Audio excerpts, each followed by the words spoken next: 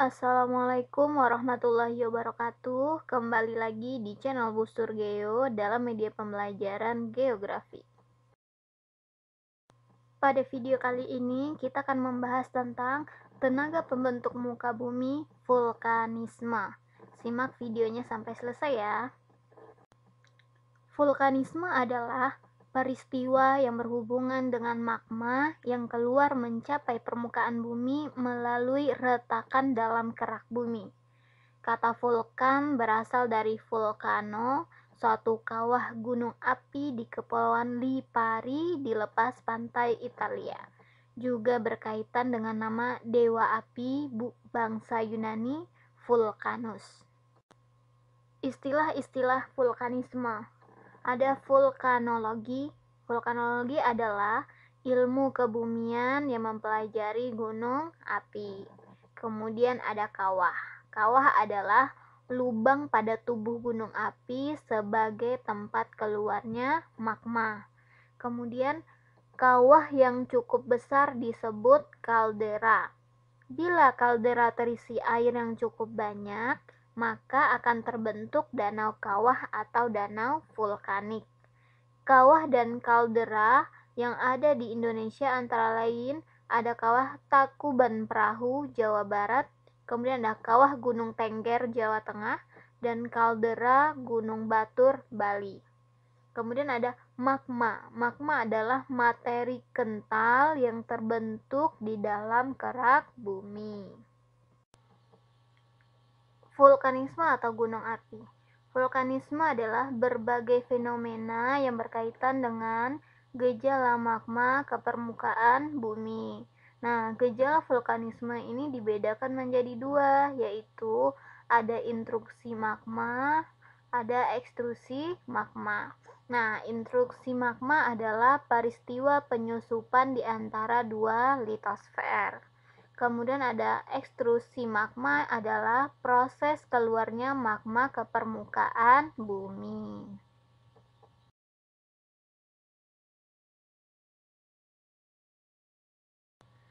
Nah, ini ada intrusi atau terobosan magma. Bisa dilihat di gambar, itu ada sebuah intrusi magma yang menyusup sejajar di antara lapisan batuan yang sudah ada sebelumnya. Nah, kemudian gambar di samping bisa dilihat ini intrusi magma, ada struktur dari gunung api. Nah, intrusi magma menghasilkan bentukan-bentukan sebagai berikut. Nah, ada keping intrusi atau seal, yaitu sisipan magma yang membeku di antara dua lapisan litosfer, relatif tipis, melebar, dan sejajar dengan bidang perlapisan. Kemudian yang kedua ada batolit, yaitu batuan beku yang terbentuk di dalam dapur karena penurunan suhu yang sangat lambat. Kemudian ada intrusi ini sebenarnya adalah dapur magma yang membeku. Kemudian yang ketiga ada lakolit atau lakolit, yaitu batuan beku yang berasal dari resapan magma di antara dua lapisan litosfer dan membentuk bentukan seperti lensa cembung datar. Kemudian yang keempat ada apofise, yaitu suatu intrusi yang bercabang-cabang banyak seperti menjari. Kemudian yang kelima ada gang atau dike, yaitu batuan hasil intrusi magma yang memotong lapisan-lapisan litosfer dengan bentuk pipih atau lempeng.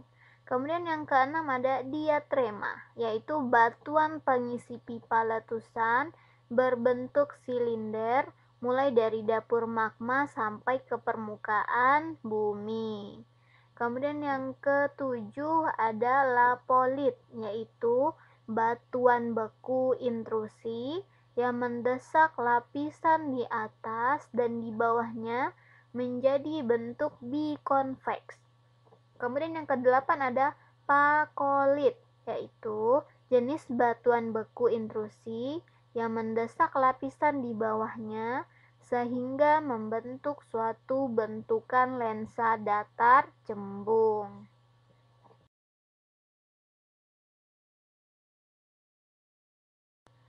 Nah, ini ada gambar. Kalian bisa lihat pada gambar ada intrusi jenis subposif. Kemudian di sebelah kanan itu ada diatrema. Kemudian ada di sebelah bawahnya ada intrusi jenis dike. Nah, itu tadi intruksi. Sekarang kita masuk kepada erupsi atau ekstrusi magma.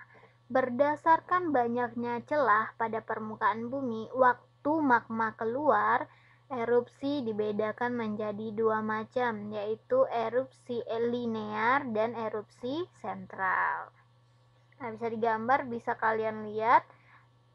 Ini contoh gambar erupsi linear saat magma keluar dari dalam perut bumi. Nah, kita lanjut kepada erupsi atau ekstrusi magma. Ekstrusi magma adalah suatu kegiatan penerobosan magma ke permukaan bumi. Salah satu contohnya adalah letusan gunung api atau erupsi. Berdasarkan banyaknya celah pada permukaan bumi, waktu magma keluar, erupsi dibedakan menjadi: pertama ada erupsi linear, yaitu erupsi belahan. Nah, gerakan magma menuju permukaan bumi melalui celah-celah atau retakan-retakan.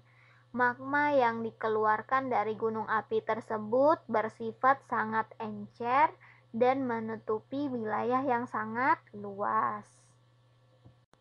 Kemudian ada erupsi sentral, yaitu jika lava keluar melalui terusan kepundan yang berbentuk pipa yang relatif kecil dan sempit. Akibatnya, material vulkanik yang dihasilkan berbentuk kerucut vulkanik. Nah, tipe ini menghasilkan 3 bentuk gunung api, yaitu gunung api perisai, gunung api Mars, dan gunung api strato. Nah, erupsi sentral itu dibagi menjadi 3 macam, yaitu erupsi eflusif atau aliran, itu terjadi pada gunung api perisai. Kemudian ada erupsi eksplosif atau ledakan, terjadi pada gunung api Mars. Kemudian ada erupsi campuran atau aliran dan ledakan. Nah, itu terjadi pada gunung api strato. Nah, lanjut kepada bentuk vulkan. Nah, secara garis besar, bentuk vulkan dapat dibedakan atas 3 bentuk, yaitu gunung api perisai, gunung api kerucut, dan ada gunung api strato. Nah, gunung api perisai, cirinya alas yang terbentuk lebih luas dari tingginya. Erupsinya lemah atau efusif dan di permukaan lerengnya halus. Contohnya gunung api Hawaii, bisa kalian lihat pada gambar. Kemudian ada gunung api kerucut. Nah, cirinya itu erupsinya berupa ledakan atau eksplosif dan lelehan atau efusif. Nah, bentuk gunung api seperti kerucut dengan lereng curam, contohnya gunung Merapi. Kemudian yang ketiga ada gunung api Mars. Nah, cirinya erupsinya eksplosif. Sekitar lubang kepundan habis terkikis oleh gas dan biasanya meninggalkan lubang besar seperti kubangan. Contohnya gunung Lamongan. Nah, pada gambar bisa kalian lihat gunung Lamongan. Kemudian kita lanjut kepada material hasil aktivitas vulkanisme. Nah, sesuai wujudnya, ada 3 jenis bahan yang dikeluarkan tenaga vulkanisme, yaitu ada benda padat, benda cair, dan gas. Benda padat. Nah, material vulkanik yang padat disebut dengan eflata atau pyroclatics. Nah, ukuran eflata mulai dari yang paling halus sampai yang kasar atau besar berturut-turut adalah debu, pasir, lapili atau batu sebesar kerikil, kemudian batu-batuan besar, itu disebut bom, dan batu apung. Kemudian benda cair. Nah, Bahan cair yang dikeluarkan oleh tenaga vulkanisme terdiri dari 3 macam, yaitu lava, lahar panas, dan lahar dingin. Nah, lava adalah aliran magma di permukaan bumi yang menutup permukaan di sekitarnya. Sedangkan lahar panas adalah aliran lumpur panas yang merupakan campuran lava dengan air. Kemudian lahar dingin yaitu batu, pasir, dan debu di puncak gunung. Jika hujan lebat, maka air hujan itu akan bercampur dengan debu dan pasir yang merupakan bubur kental. Nah, cairan ini mengalir dengan deras ke bawah melalui lereng dan jurang dan menyapu bersih semua yang dilaluinya. Lanjut, benda gas atau eksalasi. Ya, terdiri dari solvatar atau belerang, yaitu gas hidrogen sulfida H2S yang keluar dari lubang atau dari kawah gunung. Kemudian yang kedua ada fumarol, yaitu tempat yang mengeluarkan uap air panas. Kemudian yang ketiga ada mufit atau movet ya, yaitu tempat yang mengeluarkan gas asam arang atau CO2. Nah, kita lanjut kepada tipe letusan gunung api. Ada berdasarkan bentuk dan lokasi pusat kegiatan. Pertama ada letusan celah atau fissure linear eruption, menghasilkan lelehan besar-besaran lava cair yang bersifat basal. Kemudian ada letusan pusat atau central eruption, menghasilkan bahan lepas gunung api atau piroklastika dan lava.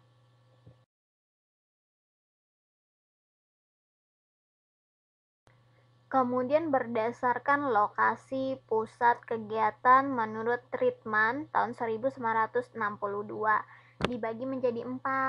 Pertama ada letusan pusat, yang kedua ada leleran samping, yang ketiga korok melingkar, yang keempat ada letusan di luar pusat. Nah, kalau letusan pusat, letusan magmanya itu keluar benar-benar dari kawah utama dari gunung api tersebut. Kalau leleran samping, nah dia magmanya keluar ke samping, keluar dari kawah. Kemudian korok melingkar, nah dia berbentuk lingkaran. Kemudian letusan di luar pusat, nah dia letusannya tidak berada di kawah utama, tapi di luar kawah utama.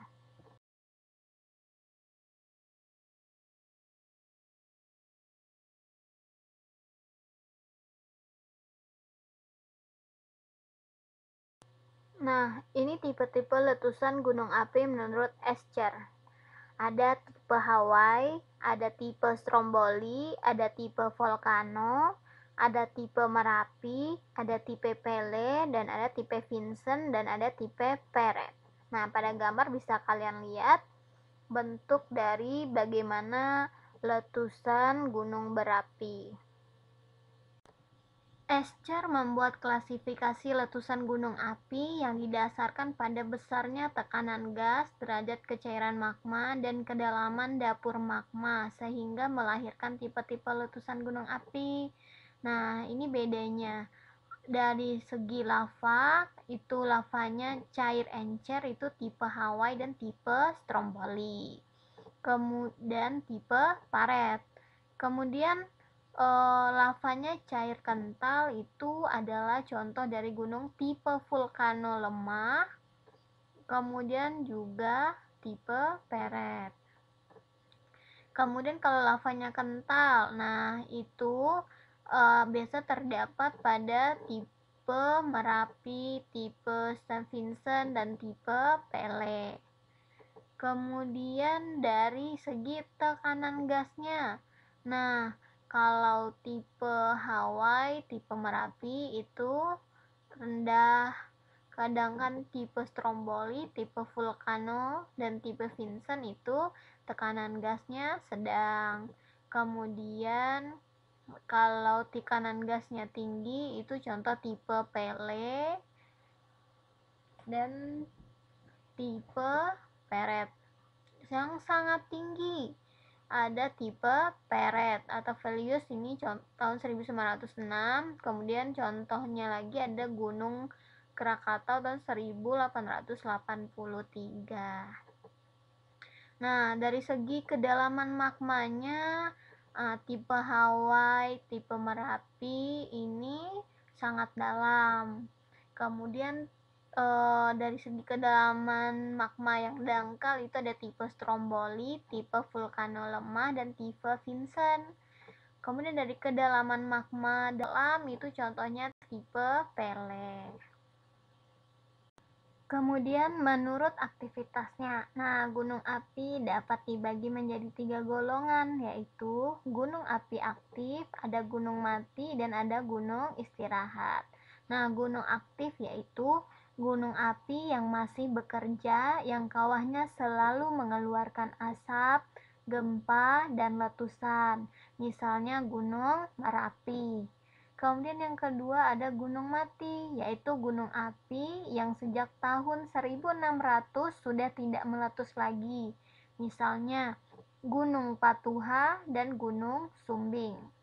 Kemudian ada gunung istirahat, yaitu gunung api yang sewaktu-waktu meletus dan kemudian istirahat kembali.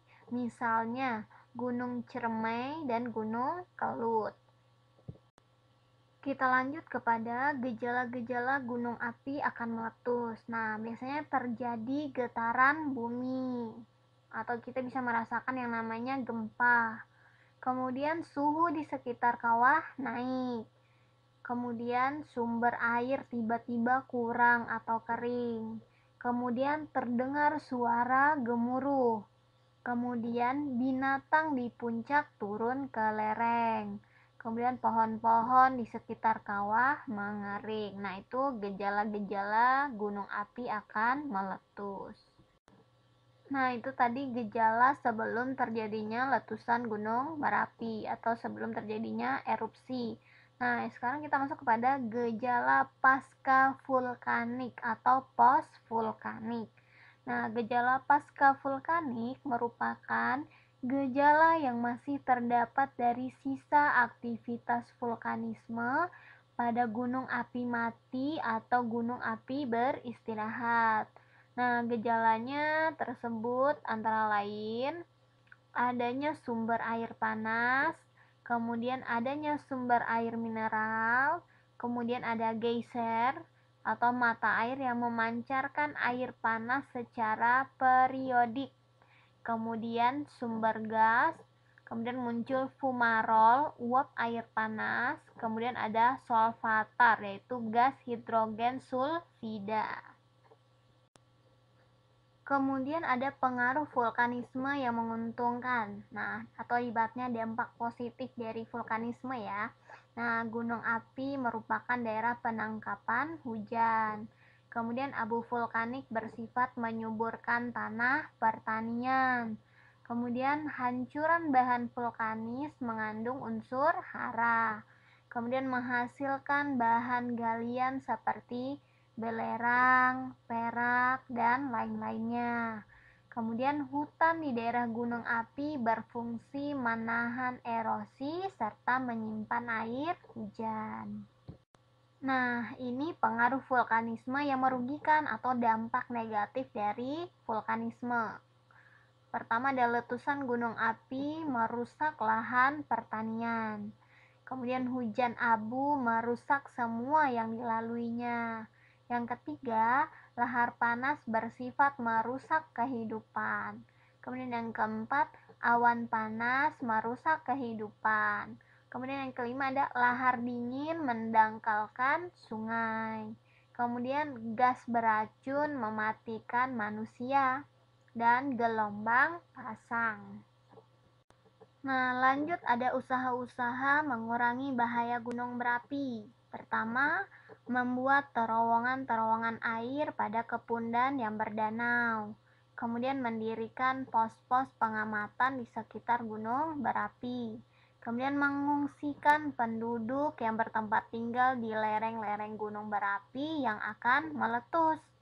Kemudian membuat dam-dam penampungan di daerah aliran lahar.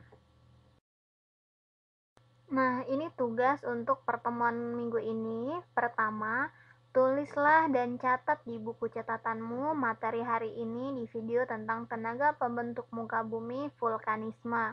Ditulis semua slide demi slide-nya. Kemudian yang kedua, gambarlah struktur gunung api atau vulkanisme. Gambarnya bisa juga dilihat di dalam video ini.